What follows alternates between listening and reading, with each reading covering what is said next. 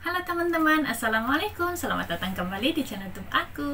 Di kesempatan aku video kali ini ya, aku nggak akan berbagi bahasa Hokkien ya teman-teman, karena banyak banget teman-teman sosial media aku yang tanya di TikTok ataupun di Facebook ya, yang nanya bagaimana sih caranya supaya kita bisa cepat memahami dan bisa lancar berbahasa Hokkien. Nah, di video kali ini aku akan berbagi tips bagaimana dulu aku berusaha untuk belajar bahasa Hokkien ini ya teman-teman. Nah, untuk teman-teman yang ingin belajar bahasa Hokkien bersama aku, teman-teman bisa klik tombol subscribe di bawah ini dan aktifkan tombol loncengnya juga supaya ketika aku membuat video baru, teman-teman akan mendapatkan notifikasinya.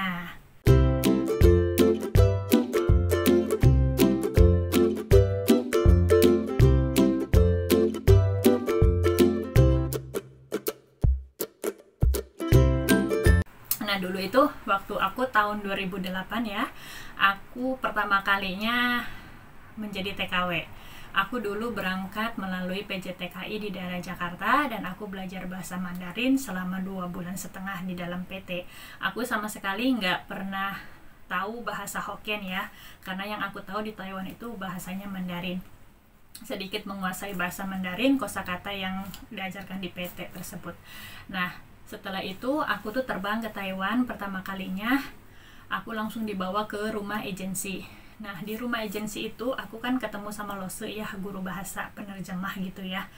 Waktu itu di satu ruangan kantor itu kan banyak orang-orang Taiwan, entah orang Indonesia, aku juga nggak begitu paham ya. Waktu itu Losenya itu tanya sama aku, nanyain kalau bahasa Indonesianya itu, kamu katanya datang ke Taiwan untuk yang keberapa kali lah. Di situ kan aku ngeblank ya, nggak bisa jawab ya teman-teman. Dan pada akhirnya Lose itu marah sama aku dan dia mengatakan kalimat bodoh sama aku.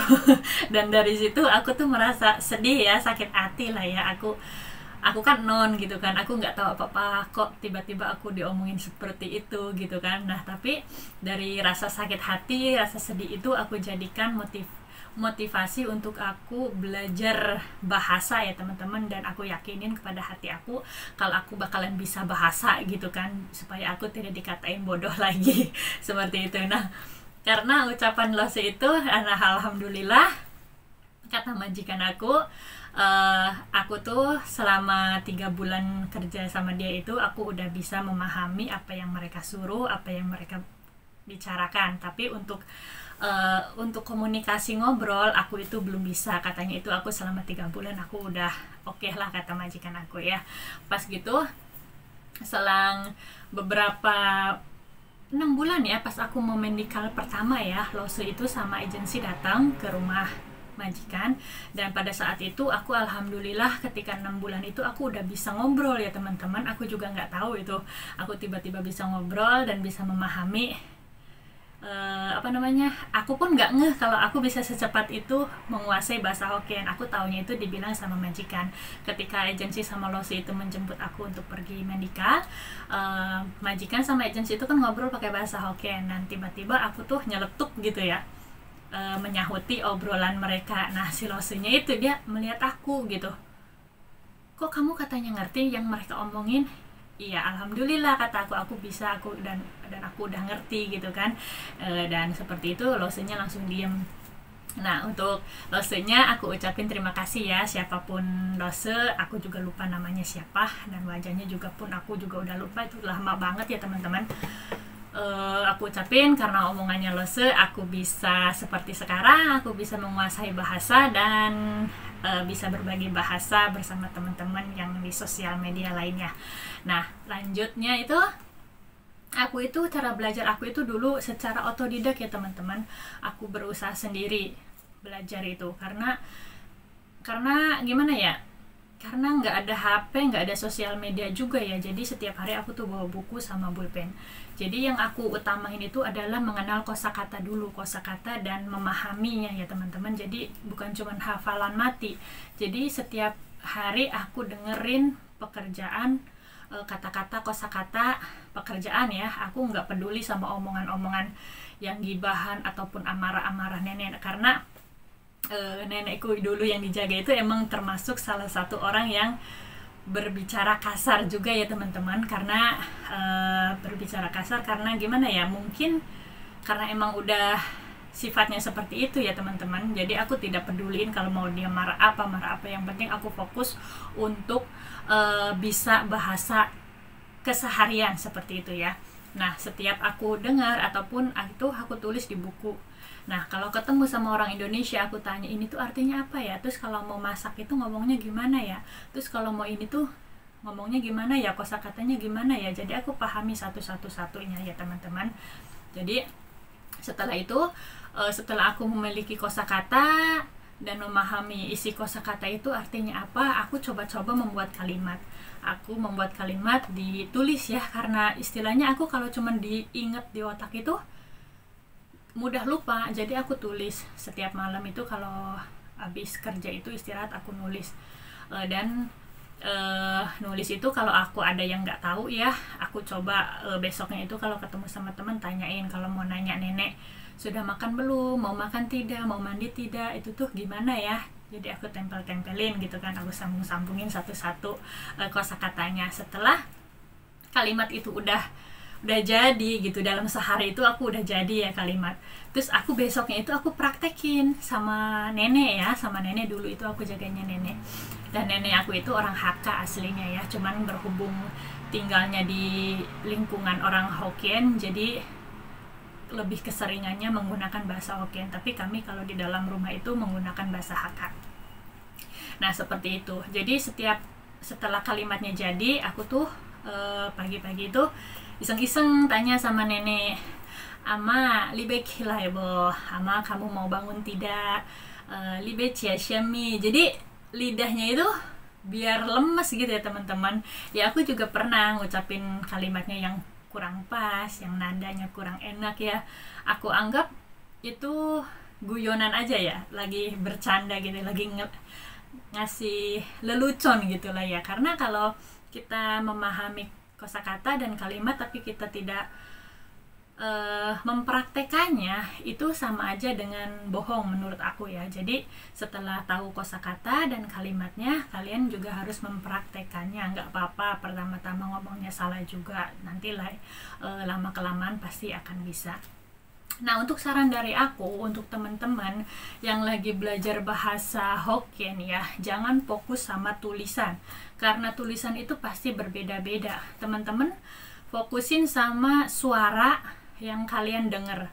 Teman-teman dengar suara ini ciapong ini seperti apa, teman-teman tulis aja di buku sesuai dengan tulisan yang teman-teman dengar. Yang penting teman-teman dengar itu benar, dipraktekin ke nenek itu benar, neneknya itu paham, ya udah teman-teman pakai yang itu seperti itu. Jadi jangan terfokus sama tulisan orang ya, karena tulisan itu terkadang beda-beda ya teman-teman. Jadi fokus sama suara yang teman-teman dengar aja gitu kalau untuk belajar, dan tulis sesuai dengan tulisan tangan teman-teman sendiri. Nah seperti itu ya teman-teman. Nah selanjutnya ya untuk menambah kosakata ataupun menambah kalimat di sekarang itu kan banyak ya sosial media itu, teman-teman bisa tanya ke orang-orang, ataupun pas lihat televisi teman-teman bisa nonton televisi nomor 29 ataupun nomor 5 ya, di situ bahasa Hokkien semua ya teman-teman sinetronnya. Kalian tulis tanya sama teman-temannya. Nah tapi saran dari aku juga, teman-teman itu kalau nanya sama orang itu jangan cuman sekedar nanya dibikin kalimat terus praktekin, tapi kalian juga harus memahami satu-satunya gitu. Kalau kalian belum paham, kalian bisa tanya sama orang itu yang ngajarin, yang membuat kalimat buat kalian ya, ini tuh kosakatanya apa, artinya apa, jadi satu-satu, jadi biar teman-teman itu memahami ya teman-teman. Nah satu lagi, ini yang banyak banget ya teman-teman sosial media aku yang ngirimin video-video saat pasiennya marah ataupun saat pasiennya ngobrol sama majikan. Sering banyak yang ngirimin video-video itu sama aku supaya ditranslatein ke bahasa Indonesia, dan di sini aku mohon maaf ya, aku nggak bisa mentranslatein percakapan seperti itu di sini. Aku cuman berbagi bahasa untuk soal pekerjaan aja ya teman-teman. Jadi menurut aku teman-teman yang baru datang ke Taiwan ataupun baru belajar bahasa Hokkien, teman-teman lebih fokuskan saja sama bahasa pekerjaan, jangan urusin dulu bahasa yang lain-lainnya ya teman-teman. Karena apa? Supaya tidak menjauhi dari rasa sakit hati ya teman-teman. Kalau teman-teman udah menguasai kosakata pekerjaan, teman-teman bisa, itu gampang untuk mengerti bahasa-bahasa seperti itu tuh gampang karena di televisi juga banyak.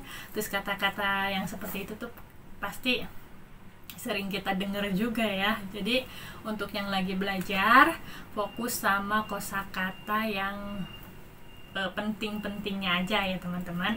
Seperti itu saran dari aku ya teman-teman. Nah, untuk selanjutnya itu untuk mempraktekannya itu teman-teman lebih percaya diri aja ya untuk mempraktekkan pengucapan bahasa Hokkien. Nah, kenapa aku bisa ngomong seperti ini? Karena dulu itu aku juga nggak langsung memiliki pasien yang ini ya teman-teman. Pasien yang aku jaga itu ya macam-macam. Ada yang galak, ada yang rewel, ada yang semaunya sendiri dan lain sebagainya. Itu tuh banyak bervariasi ya teman-teman. Jadi saran dari aku yang baru belajar bahasa Hokkien, tetap semangat aja, perbanyak lagi rasa sabarnya ya teman-teman.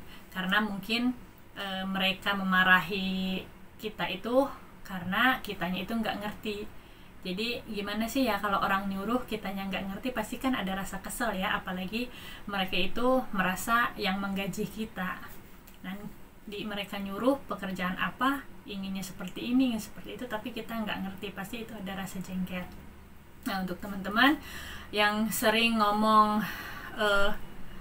gibahan seperti itu, udah please ya, udah jangan dulu ngurusin pergibahan seperti pergibahan yang yang bikin kalian pusing pengen tahu itu artinya apa. Jangan ya, please ya, karena itu bakal merusak hati, bakal bikin mood kerja itu hilang ya teman-teman, mood belajar itu juga hilang. Jadi lebih fokus ke